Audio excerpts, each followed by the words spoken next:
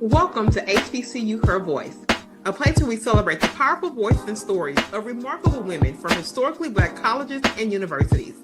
I'm your host, Shanasia Washington, a proud HBCU graduate myself. I'm thrilled to bring you this platform dedicated to amplifying the voice of our community.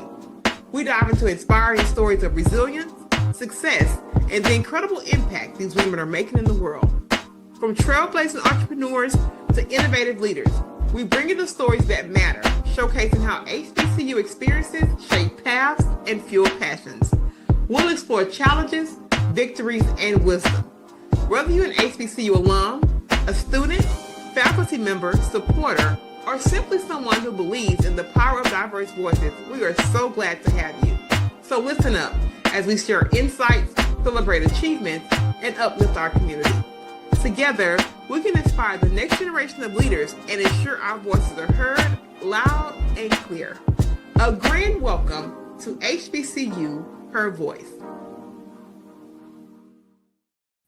And just like that, your girl back like she never left. Don't be out in the streets asking about what happened to the other podcast. The other podcast is still here and moving. The HBCU Her Voice podcast. That's where you landed. It's Shanasia Washington from none other than H-Town, baby. It is cold out here today. We don't know when you're going to see this, but on the day I'm recording this, they're talking about a winter storm in the next couple of days, and your girl got PTSD. We don't know how we're going to do with this little weather out here, but let me just tell y'all something. I'm acting real bad today because y'all know I love this place. I love this podcast. We have the most amazing women come here. Y'all know, do not play with my guests. Don't play with me, because when they come here, they give it their all, and we represent our schools in a way that really feel right for us. So without any further waiting time, we are kicking off our very first guest for this cycle. I am super excited. She's going to come to the stage and do our normal drills. What's her name?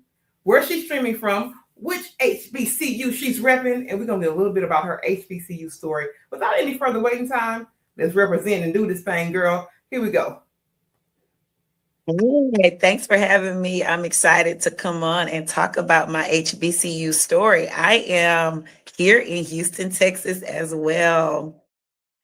I'll start. First off, I'm a product of 2 HBCUs, and I consider myself incredibly blessed because of that. So I went to undergrad at Prairie View A&M, and then I went to graduate school at Texas Southern. So I didn't leave home. I didn't go very far. I'll start with this. I did not hear a ton about HBCUs when I was a young person. We did have members of my church that went to Prairie View and Texas Southern. And then obviously every year during the holidays, you saw Grambling and Southern playing the Bayou Classic on TV. I was an aspiring student athlete. I set an ambitious goal of being the first person in my family to go to school on an athletic scholarship. And then I had this even more audacious goal of I wanted to play basketball and volleyball in college. So you can say Prairie View chose me. I was playing at an AAU basketball tournament here in Houston, and the Prairie View basketball assistant coach by name of Gerald Moore, he saw me playing and reached out to me. When he reached out to me, I was so excited. Yes, of course, I want to come on a visit. And then I decided to advocate for myself. I said, hey, does anybody there play both basketball and volleyball? He said, well, not since I've been here, but I can certainly get with the volleyball coach and ask. Unbeknownst to me, Jocelyn Adams, a Prairie View A&M track great, Hall of Famer and everything, she had saw me play volleyball at a high school game, and she had reached out to Coach Alicia Pete, who was a colleague of hers, as they both worked at Prairie View and knew each other well, and had mentioned my name. So when Gerald Moore asked Alicia Pete about me coming to play volleyball, it was her second time hearing my name. I went on a visit, got a chance to meet both staffs, and Prairie View offered me an opportunity to come there and play both basketball and volleyball, fulfilling my very audacious dream because I didn't know anybody who had done that. And I started sports late. I was from a low income background, raised by my grandparents, me and all my siblings. So Prairie View found me and chose me. And it's definitely a God thing when I think about how it changed the trajectory of my life. I love that. And I'm a grandparents baby too. My paternal grandparents raised me. That's why I'm like an old lady. I've been this old since 86, baby. It's just the age is finally catching up with the spirit and the wisdom and the truth, really. But we're going to definitely get into that. But I want to say, y'all see this product? She said she PV and TSU in this thing. So y'all go ahead on and show some love to all our, especially our local people that's in the Houston area. They're watching. We love our schools. They're actually rival schools for those of you who don't know who are in other parts of the nation who watch our HBCU podcast. So she got a little bit, of both worlds. I don't know how they go down when they play each other. We don't know how that works, but she's a product of both of those schools. I was just actually on the PV campus in December. My best friend got her master's, and it was just a good experience being on the PV campus. Had been there quite a while. Now we do know that athleticism is all up and through Tamika R. Newman. That's a good part of that. I want her to tell us a little bit about what she does, and then we're going to tie some of these pieces back on how Tamika actually got here. So tell us a little bit about that athleticism journey, because she's actually doing that now in her career, and I want to hear about it. Yeah. So should I start with how at childhood, or should I start with what I do now and work you backwards? No, we got this, Tamika Newman. We're going to talk about what you do now, and I'm going to work you backwards. Oh, all right. All right. So at this current time, I am in year 17 working in athletics. About 12 of those years, I was a high school head volleyball coach here in the greater Houston area, mostly at really big schools. Intermingled in there, I was an assistant coach, I think maybe 2 years. I worked at Prairie View as an assistant volleyball coach. Last 3 years, I was the athletic director and head volleyball coach at a small private school in Northwest Houston. And then now I'm the athletic coordinator at a middle school. So had a long-standing coaching career, coached travel ball for 12 years, recently got back into that to start my little 9-year-old on her volleyball journey.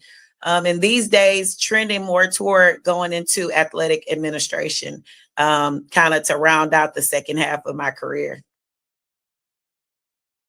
I love it. I love that you have been in it and been true to it. But one of the things that is definitely for sure, as Tamika said in our previous segment, it took some ways to get there. And I know you see this polished and beautiful woman sitting in front of you, but I'd have been all up and through her business. And I know that Tamika has had to overcome and had to do some really things. One of the things that you don't know that we're going to walk through, she said that I have come from poverty. One other thing I'm going to drop here, she had parents that dealt with addiction. I want to go here because we're going to work this story out, because one of the things that I've had a lot of experience with a variety of different people from a variety of backgrounds. And one of the things specifically with parents that deal with addiction, sometimes the responsibility kind of gets skewed on polar opposites. Some people get like, oh, I have to do it because, I want to be this protector. And then some of them, the responsibility thing kind of dwindles because they don't have the shaping of what responsibility looks like. I have noticed that polar spectrum kind of thing with people who have dealt with parents that have dealt with addiction. I want you to tell me how those early experiences shaped your mindset really around resilience and responsibility. Because when you see parents who are sick, and I don't know, people don't like to say sick, but Sinead knows that that's sick. Okay, so this is what this podcast is, education, that they're sick and they need help, because we don't condemn here. We let people have their journeys. We know that they hurt, but we have to call the thing what it is, Tamika Newman. But I want you to tell me how those early childhood experiences shape that idea of responsibility and really resilience from probably a very early age. Yes, I'm glad you stated that. It is a sickness, and something in my little 8-year-old brain, because I don't remember anything younger than 8 years old. That's kind of my first level of consciousness. I did see it as a sickness. We, at that time, were already with my grandmother full time. So I understood it as that, and I wasn't angry. As I started to pay attention to other people's family dynamics, I grew very envious of those and just felt slighted. But somehow I had this really narrow focus from the very beginning. Kudos to my grandmother who has passed. She didn't talk bad about my parents. Instead, she put us in church and she made sure we were fed, we had discipline, structure, and we went to school and understood the importance of education. So that was my focus when I was a child, on being a child and doing those things to the point where I almost didn't notice that there was a huge difference in my life and anybody else's life. That came a little bit later. But very early on, I looked around me and I didn't like what I saw. And I knew from books, because I've been reading for a very long time, probably some books I shouldn't have been reading. I knew that there was a whole world outside of my own environment. And I started to dream. And I couldn't totally name what I wanted to be and what that dream was until I was about 12 years old and saw the WNBA being played. But I knew I wanted to be something. And so I got busy in the books. I stayed the academics.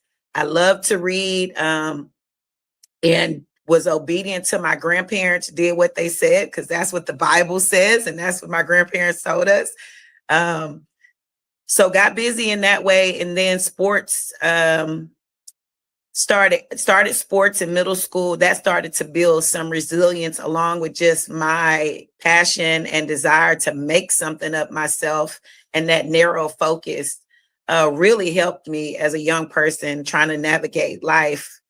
So I think that's what built the resilience. I think, and watching my grandmother didn't have the means, the energy, or the space to take on me and my siblings. It was 5 of us. My 2 older siblings went early on. Then my mom had 3 of us in a row and eventually succumbed to drugs and had to give us up. So that was a lot of mouths to feed. My grandmother worked full time till she was probably late 50s, early 60s.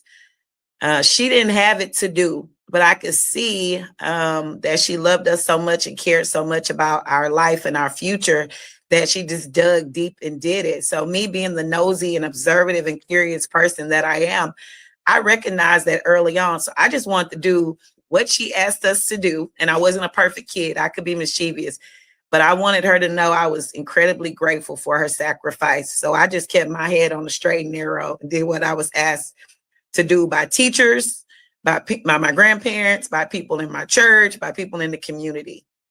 I love it. And girl, there's something about that older generation that just hit different. I ain't gonna even hold you. I tell people all the time, I would not be the same person without those seeds. Let's just say hypothetically, I was in the house with my mom and dad versus being with them 1940s kids. You wouldn't have got this version of Sinead. And I tell people that, wholeheartedly, because there's something about their resilience. Because if I can look at them and say, you doing all this on this little, how dare I not show up, Tamika? Exactly. How dare I not put my voice forward and do this thing with integrity, because you had so little, but you still said yes to doing the things that a lot of people would cave and fold and not even do. So for you doing that alone, plant some seeds of resiliency in me. So thank you for sharing that. But let me just tell you, babe, I got to give you roses, Miss Tamika Newman, because you started dreaming way early on. And you didn't, real talk. You said I was reading. I was a reader too. I was like, girl, I was just like an oddball in the film. Ain't nobody around here reading no books. I'm on. Oh, they made fun of me. What you doing reading for hours? My cousins are like, what? Ain't nobody around here reading no kind of books. The only one in the family, that was the bookworm, always wanting to read. But those experiences, you're right, because in those books, I've seen different types of people. I used to love to read Black hero stories, and I was like, oh my God, how these people do this? And they, came from like nothing and like no opportunity, but they were able to just do such miraculous things. So from very early on, I was energized by specifically our Black stories. And really what was going around me, I'm like, this is great, but there has to be more. And I think I probably knew that earlier on than I really realized. Like when I started this part of my journey, things started coming back like, Krishna, you always did kind of do that. You didn't realize that at that time you were in posture, but you didn't know what was going on. You just were walking your journey and surviving it. So thank you for that. But then you move and you go to college. When you go to when I say move, you go to your college journey experience. And then Tamika Newman starts to tell us about this mental toughness. She said, I got mentally tough in college. I said, well, she wants to tell us what mental, so you said it. I didn't go back and read it. She said it. Oh, So absolutely. Oh, you said yeah. I'm mentally tough in college. I want you to tell us what was mental toughness. And then at that point, you're like, I'm actually doing the thing. So now I'm in the act of defying odds. Was that realization kind of then, or did you connect it at that point? That I'm in the act of actually defying the odds, and I'm also on this journey of getting like in here. This thing here is building. Tell me about that transformation, because you called it mental toughness, and you have to walk it out and tell me what that is, because there's some people right now, Tamika or Newman, that need some dang on mental toughness. Yeah, absolutely. You know what? It's a great question. When did I recognize I was defying odds? And not exactly in the moment of adversity. My immature mind couldn't wrap my brain around that until I got that degree in hand. And it's like, oh, you did it. But looking back, when I got to Prairie View, I came as a pretty motivated self-starter. So I thought my ability to be a self-starter and be focused and mentally tough was good enough to get me there, but it was not good enough to get me through. And that realization was so frustrating and challenging. And it started with Coach Alicia Pete, my volleyball coach. She was on me from the very onset. From the start, it was like, you could do more. You made a mistake, start over. And I had not been challenged because I was a front runner at my high school, meaning I was a self-starter. I worked hard. Nobody had to say anything to me probably after freshman or sophomore year. Instead, I was the one doing what I was supposed to do and leading the others. But I met Alicia Pete, and she was a stickler for details and effort, and she wanted it every single day. And my immediate response as a 19-year-old was I couldn't stand her, and I even asked to leave. And she brought me in her office, and I don't remember exactly the conversation. I could tell she didn't want me to leave. I wanted to be stubborn, and something just told me, okay, see it through. And she did not get easier after that conversation, but like life teaches us, and if you're a believer, sometimes God changes you. So I decided, okay, first, let me come back every season, the next season, in the best shape of my life. So conditioning is not a factor. So I'm leading out and running. I can last the whole practice. And then let me change the filter in which I hear stuff. Take the information, throw the rest away. If I feel like she's grouchy that day or too sassy or sarcastic, that has nothing to do with me. And so by my junior year, we had won the conference, had a very successful year. My senior year, I totally had Coach Pete down and understood her. She had nothing to say to me. I was out front leading everybody. I was in the best shape of my life, playing some really good volleyball, and ended up winning Conference Player of the Year. And I had the first person I needed to thank was her, because, oh my gosh, I gave her holy hell that first year. And she had just her relentlessness about getting me to understand how to do things with a standard of excellence. It had paid off. And so I'm happy I recognized it then as a soon to be college graduate. And then so many times since that day, I have taken an opportunity to thank her, including in a couple of book projects I've been in. I've quoted and gave a shout out to Coach Pete for helping me to be mentally tough.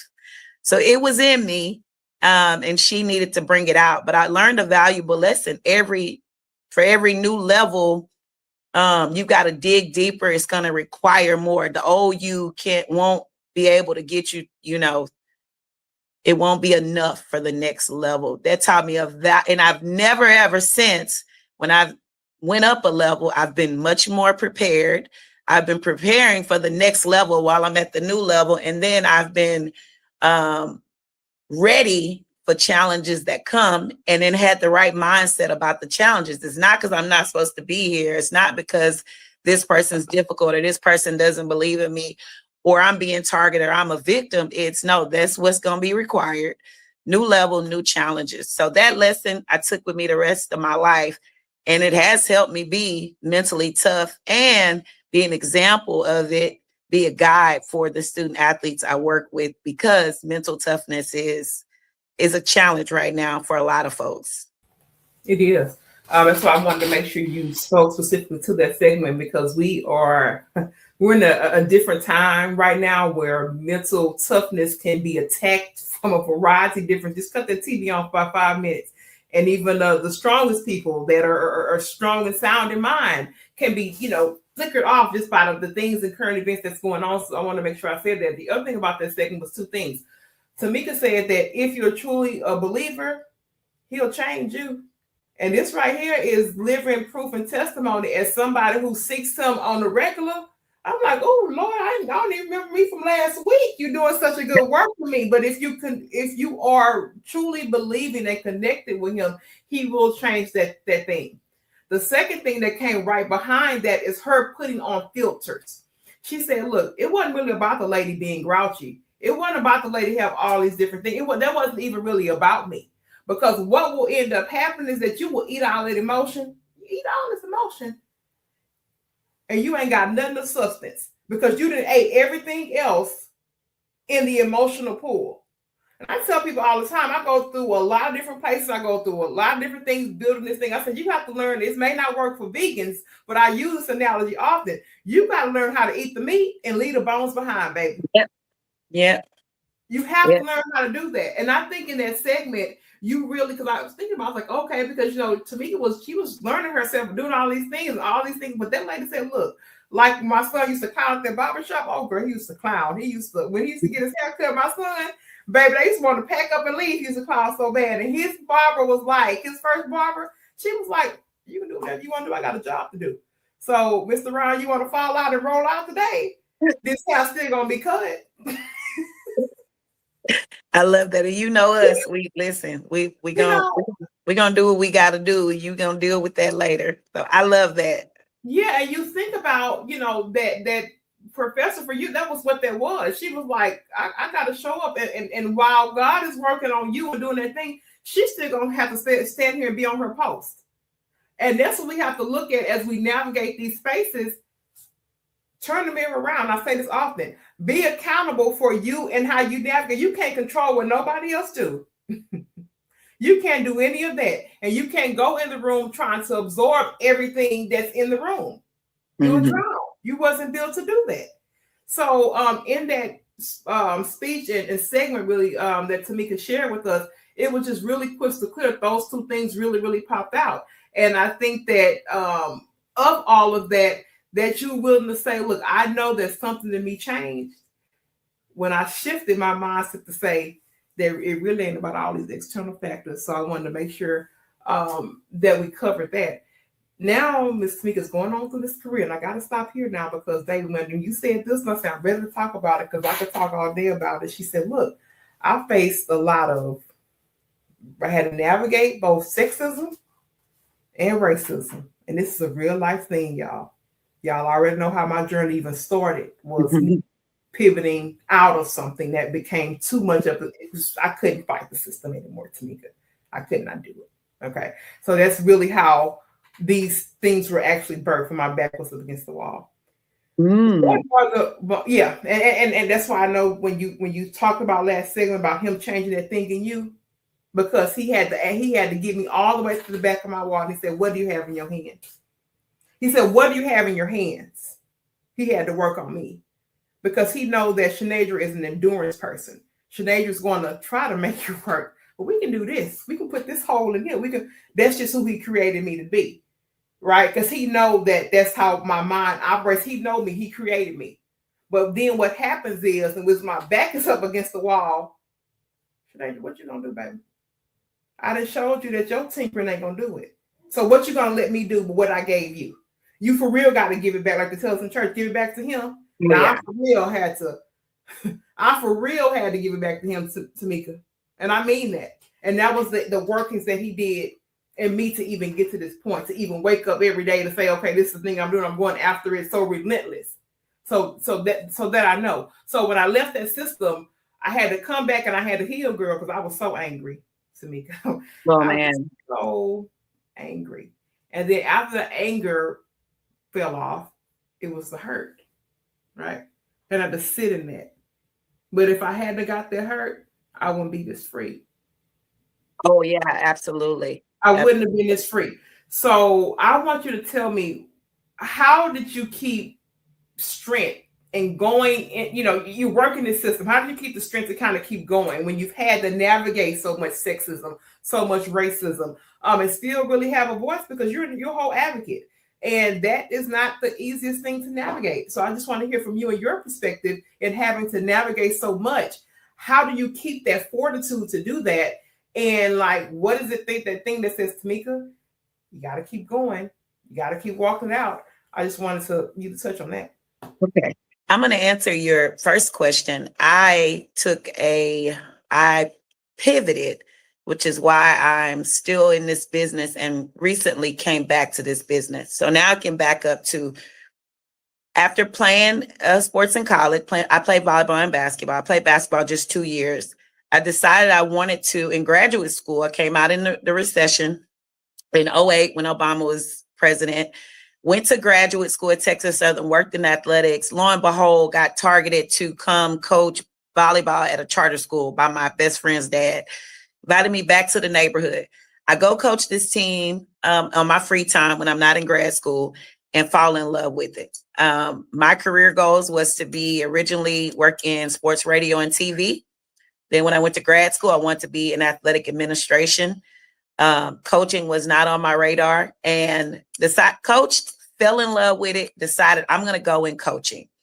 I go and coach at a school, Crosby High School, east of Houston, East Harris County, and decided I want to be a head coach. By now I have been coaching a little travel ball, but due to my naiveness and my HBCU education, it never dawned on me that Black women weren't volleyball coaches, not at a high level and not outside of the inner city school district. So I started applying for volleyball head coaching jobs and very quickly realized athletic directors would call me back. They would say, hey, we loved you. Would you like to come coach basketball? Would you like to come coach track? We're going to go in a different direction with volleyball, but would you? And so by the third time it happened, I realized these schools were not ready for their first Black volleyball coach. All of the jobs that I interviewed for, I would have been the first person of color. And realized very quickly, because of my going to an HBCU and all my teammates were Black, a few Hispanics, and the confidence that Prairie View gave me that I could walk into any room and fit in there and be capable of excelling there. I was just out here with all the audacity in the world. Long story short, I get an opportunity at a suburban school, get there, and it's a pretty successful program. We started having success, but there's all these things that keep happening. We're at tournaments and none of the coaches are talking to me. We go in the hospitality room, no one's saying anything to me.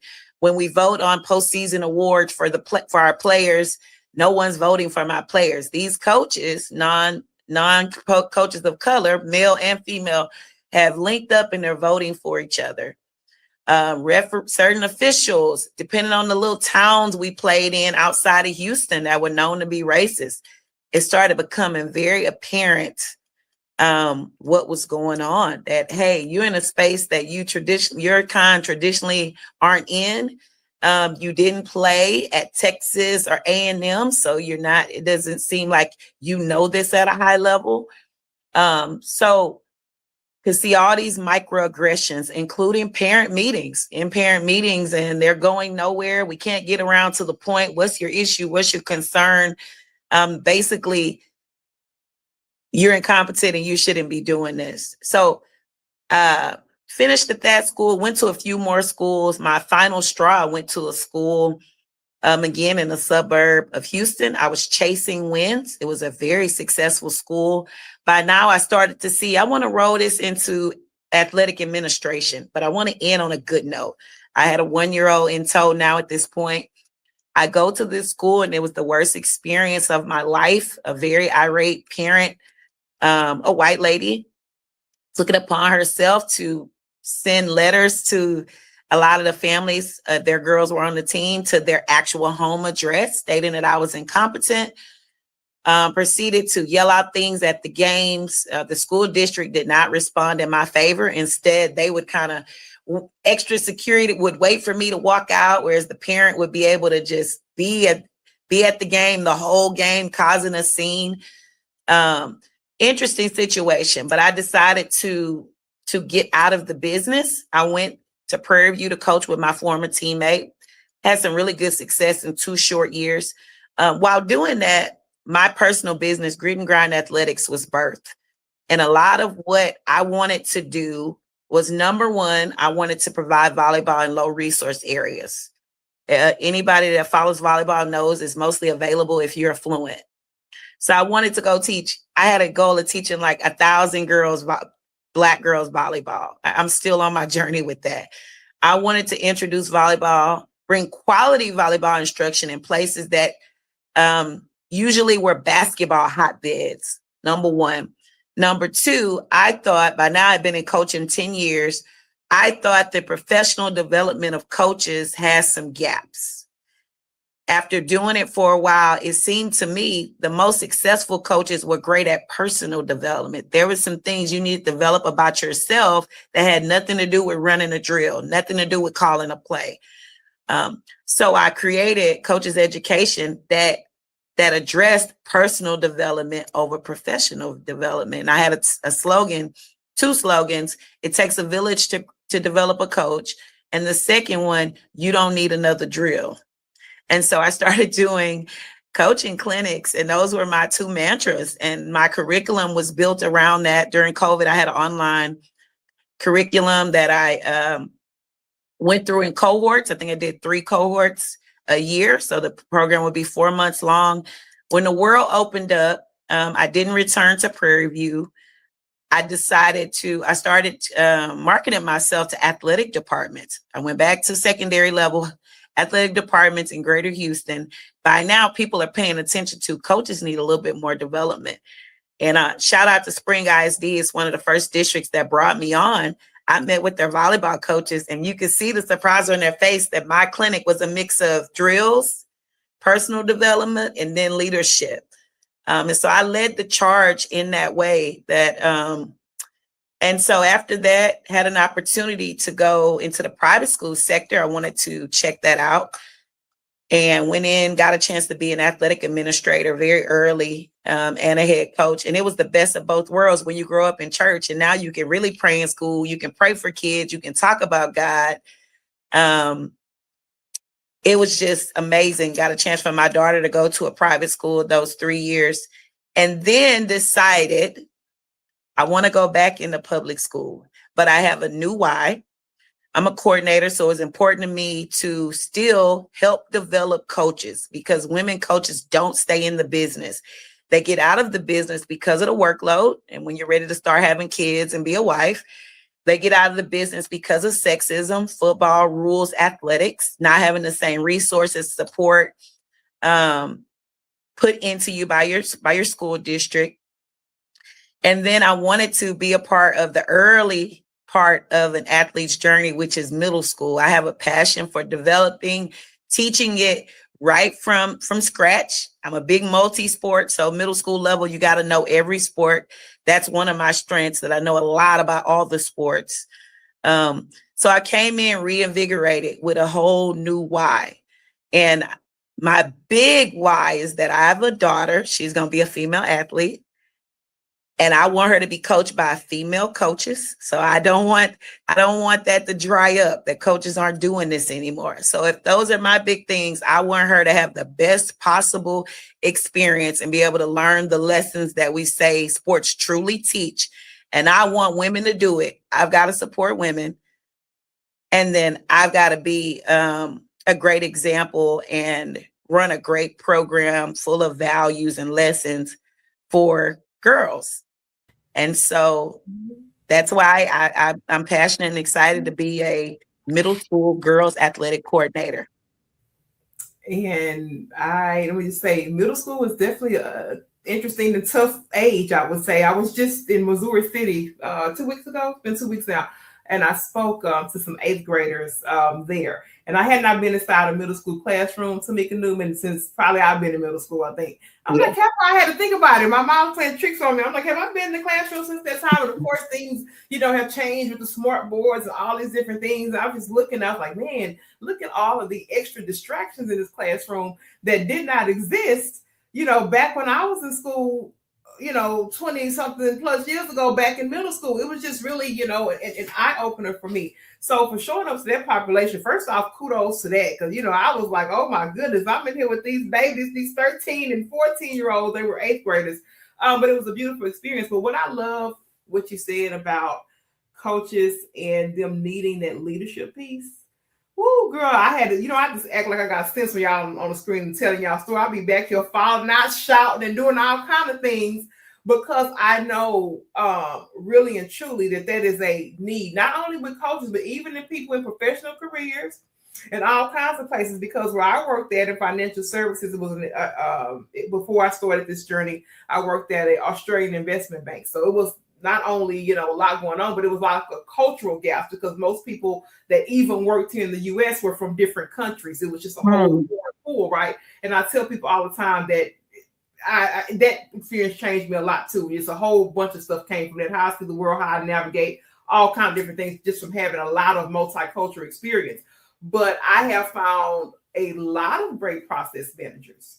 Oh, they can tell you all the technical things and how to write the code and how to flip this and this. But when it comes to talking to those people, when it comes to actually getting this community built, when it comes to actually building mental fortitude, oh, baby, negative, below the grade line. But below, so and really a core leader, they have that play of both, the tactical, this is what we have to do, but really most of it comes from the soft skills and those real life resilient skills that are not pushed nearly as much as they need to be. Because I tell people all the time, my life has been a bunch of different titles and pivots, but what has remained constant is this leader in Shenadra. Because I don't know what I'll be doing next year, 2 years from now, but I'm still going to have this internal toolkit of leadership that still welcomes the place as Shenadra leader in whatever I'm doing. Whether I'm sitting there on a podcast, delivering a speech, doing the thing, even serving my neighbor, even serving some strange or odd person in a doctor's office. That part has to stay intact because the titles and the size of life will always change. So that core and crux, that really spoke to me, and I'm happy that you're teaching it in a way that brings coaching to be more holistic. The other part, I kind of had to think back. She was like, oh, yeah, there was a time where, you didn't see many African-American volleyball coaches. And yeah, you're kind of right about that. So I had to kind of think back because even when I was in middle school, and this was like north side of Houston, that it was very diverse, but I think they had an assistant volleyball coach that was Black, but the actual coach was a white lady. Mm-hmm. And it really, that kind of got my senses, thinking too. And then the other part was like, oh, well, we want you to coach, but just not volleyball. We're going to do a little track, a little basketball. Yeah. That's not what I asked for. I applied to be a volleyball coach. Definitely something to think about. I had a couple of athletic ladies on here, but we've never touched the realm of volleyball. You're the first person on the podcast to do that. So I'm really happy to have your story, Ms. Newman.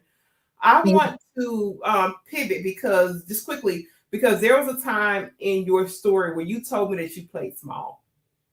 You said there was a playing small that Tamika Newman was when you have entrepreneurship coming. I know that gets tricky, managing finances, new challenges, fear of failure. There's a lot of different things that come with starting the new. And then you say, I'm playing small. How did you know you were playing small? What was the thing? Because there's times in my life where Shenadra's played small, but then Shenadra will go have an experience.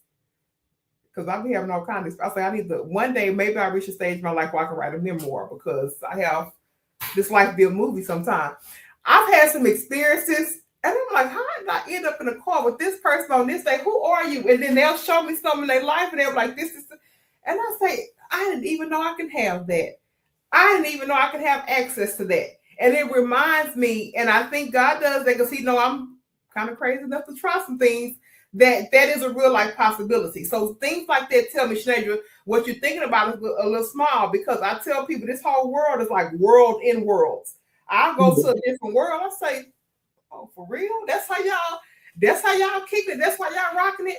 And it'll reignite something in me. So tell me about playing small. When did Tamika say, hey, I'm playing a little small? And what are you doing to make sure that, girl, you get out that small pool and you play a little bit bigger? I think that there was this nudge. I felt this nudge that you should be doing something else. Coaching, you're successful at it, but you should be doing something else. So when I considered being an entrepreneur, and I started with the book and then camps and speaking and all of that, I thought you're just a teacher and a coach. Until I came across a lady, Jasmine Womack, and she was a middle school reading teacher, eventually curriculum developer, head of department type of roles. And she was teaching you how to turn your book into a business, a speaking business, a consulting business. And I had one conversation with her, started listening to her, and she talked about all the skills an educator and a coach has. And she helped me to see that I could translate those skills into other areas. She's like, you're overthinking this. You're brilliant. Like there's so much you can't do. What can't you do? And I proceeded to be under her mentorship for a whole year, met on a very consistent basis. So hired her as a business coach, essentially. And she helped me realize I was playing small. And so since that time, obviously developed a curriculum.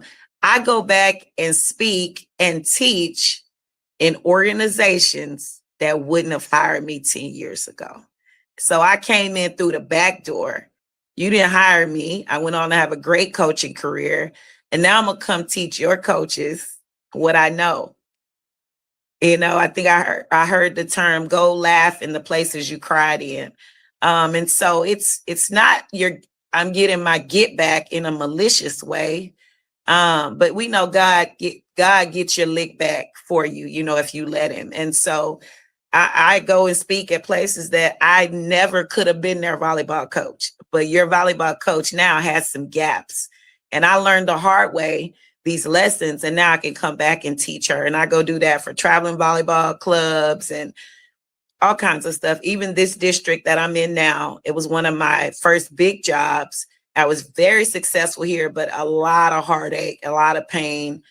And it really left the first bad taste in my mouth about coaching and education because of the parents and some of the administrators that I swore I wasn't coming back here. I absolutely swore I wasn't. And an opportunity opened. I knew that I could come back. I was going to be different. I was going to be affected by the same things. And 75% of the problems are still here. Some of the systems are still in place that are very frustrating. But now I can link up with someone, a young coach or teacher who's going through, and I can help them navigate it in the ways that I wish somebody else would have navigated it for me. Mm-hmm. And I am kind of sad to hear she say 75% of the problem's still there. That's not good odds, is it? It's systematic stuff that needs to change in education. It's so sad. And, it's interesting now because, like I just told you, I was in Fort Bend a couple of weeks ago, and I would have never expected to even be touching, schools myself, which is different. Like I even interacting with some of the faculty and the staff. And I always have to remind myself because I have evolved so much, like mentally, spiritually.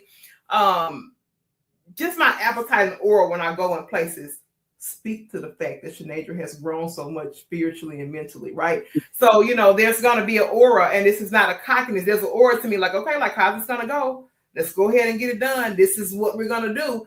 And even that posture, like even in the school district was kind of like, oh, this is kind of a little bit of a lot. Like what is this? But also reminded me of something else that you said. Like there are places now that, I go that had I tried that when I was in the corporate ranks, in the corporate America, they would have laughed in my face. They know what hell they did. They did. There were actually things that I presented and said, look, here's some team building things I think we should do, especially all of us people in here. We're not even most for the same country. Some of these countries I had to Google. So here's what we can do as a collective team to probably get some better outcomes that don't have nothing to do with these stock markets and all these things that you're watching. I'm just saying some things that are some communication barriers. There are some things that just don't match. And I was like laughed at, actually mocked. So let's be clear. I was literally mocked by that. So now the fact that those are the things that people are like, oh, this is like a real thing, and they want to pay it and have me do that. When you said it, I got chills because it brought me right back, Tamika, to a woman who was 33 at the time, broken, and asking my father, Lord, you got to get it out. Because I know what you gave me is valuable. You just have to show me where to place it. Yeah. You have to show me what to do with it. And you have to cultivate it in a way that it represents you everywhere that I go. And so to be in a point to where you were talking about that and using your core things to build a brand and do a variety of things is what women, especially ones that look like you and me, need to hear.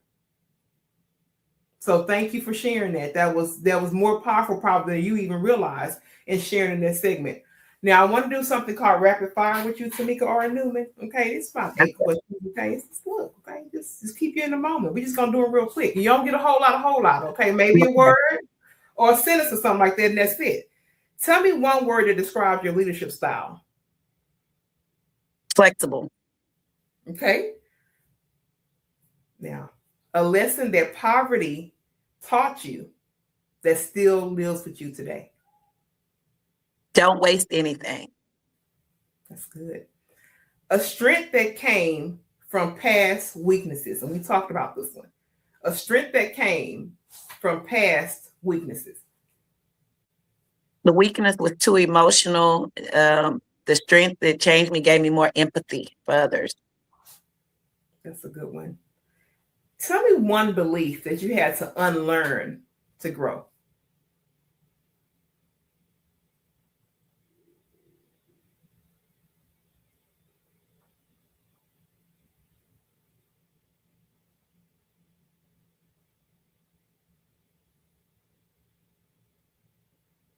Ooh. One belief I had to unlearn. Mm-hmm. Oh my goodness, I'm stopped. Oh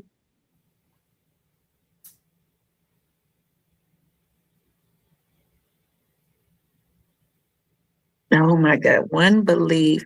Yeah, something you had to kind of work through, or maybe it doesn't have to be something to unlearn, but maybe something that was just there. Because I'll share this quickly.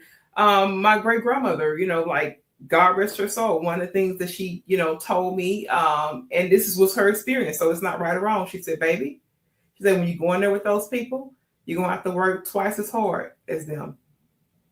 She told me that. That was her belief. That was her spirit. She was born in 1921, that was. She was a fabulous woman. But that was her belief, Tamika, and that was her real life experience. So what that did for me is when I went into that place, Shanaja did just that. Shanaja was that workhorse.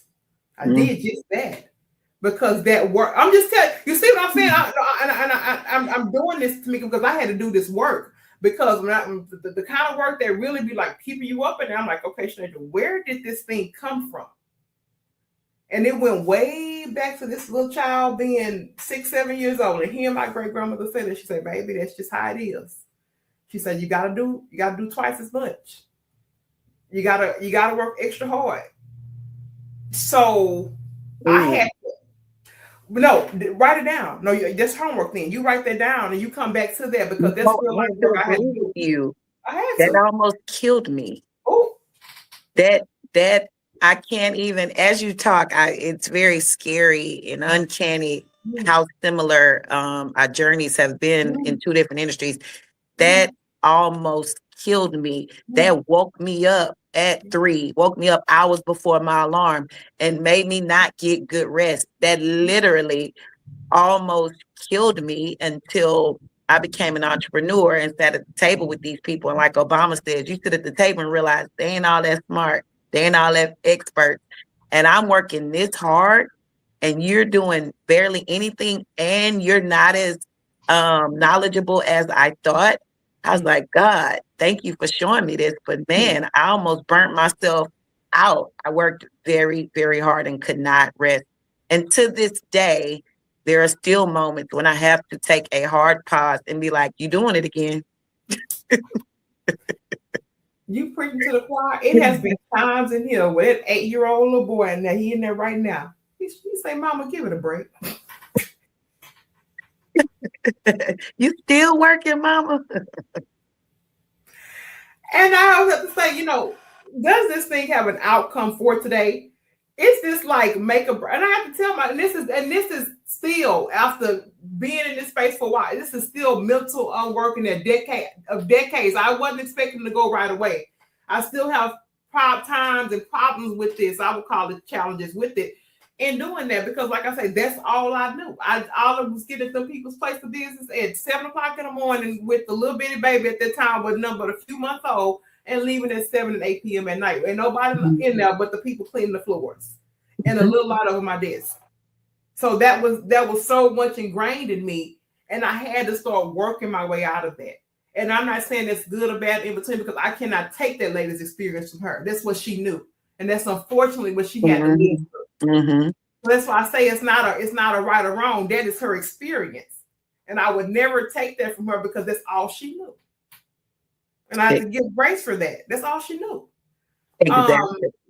Yeah, and it's still, even in this day and time, hard to digest that. That's all she knew, and I have to give her the grace in knowing that.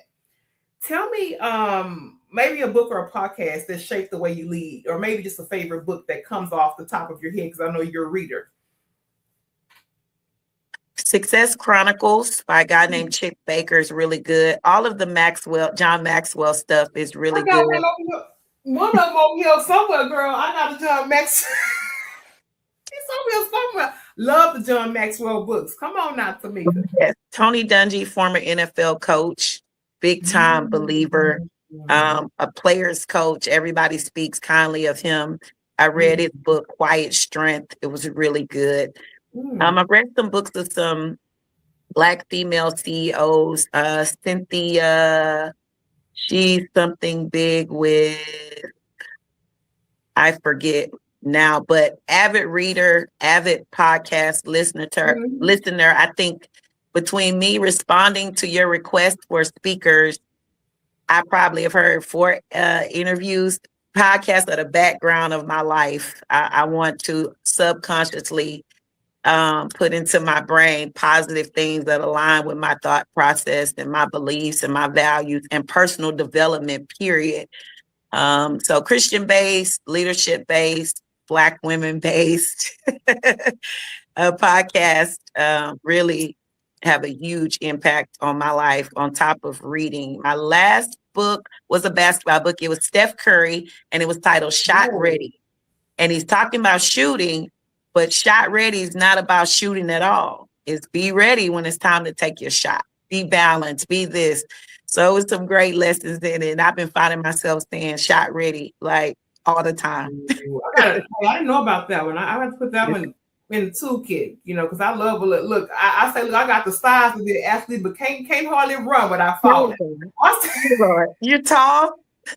I say, now, Lord, got this big old Kobe Bryant poster over here on the wall, Kobe fishing out. I say, now, Lord, stop playing now. I'd have done the thing if you would have let me do the thing. He didn't let me. He let me do the thing too. Okay, come on, later. Let me get this last one out. It says, what keeps you grounded when the momentum feels a little bit slow? Sometimes we have those days where, we just feel a little off kilter. We're tired in spirit and mind. But what keeps you grounded? The thought that my grandmother did it, tired. That my daughter, there's this small window I have with her to be an example of resilience and strength. And then this statement, we can do hard things. And we can do hard things through Christ who strengthens us. So I lean on my faith. I'm like, all right, God, I've done everything humanly possible. This human didn't get no rest, but I need you today to help me get this particular thing done or achieve this goal. Absolutely. And this is our final one. Give one word of hope to girls in athletics that you want them to feel because of your work.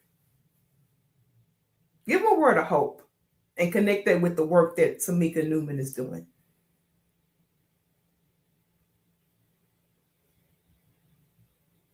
Finish.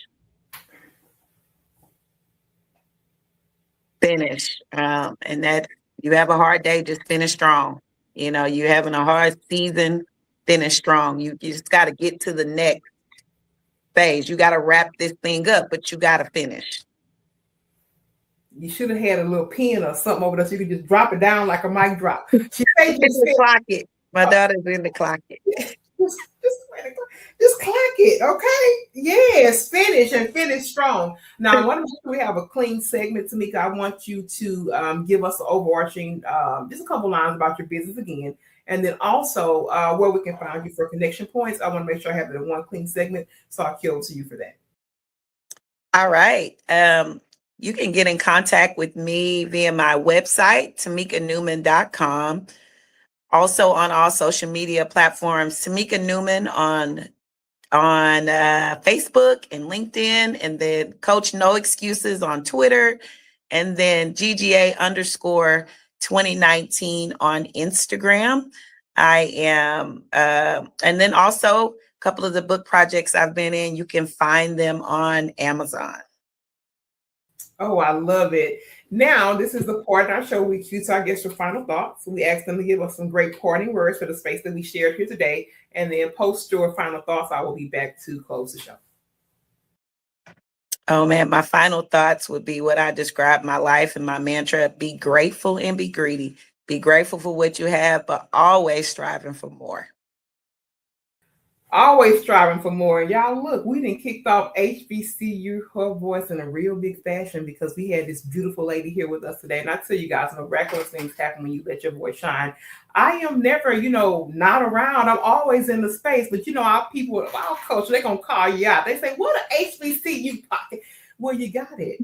And we back in this thing, and we're doing it real, real big. And like the folk in church say, I love you. Ain't nothing you can do about it. And I'll be back with another amazing woman here on the HBCU Her Voice podcast. Until then, we're out, but we do love you, and we'll see you next time.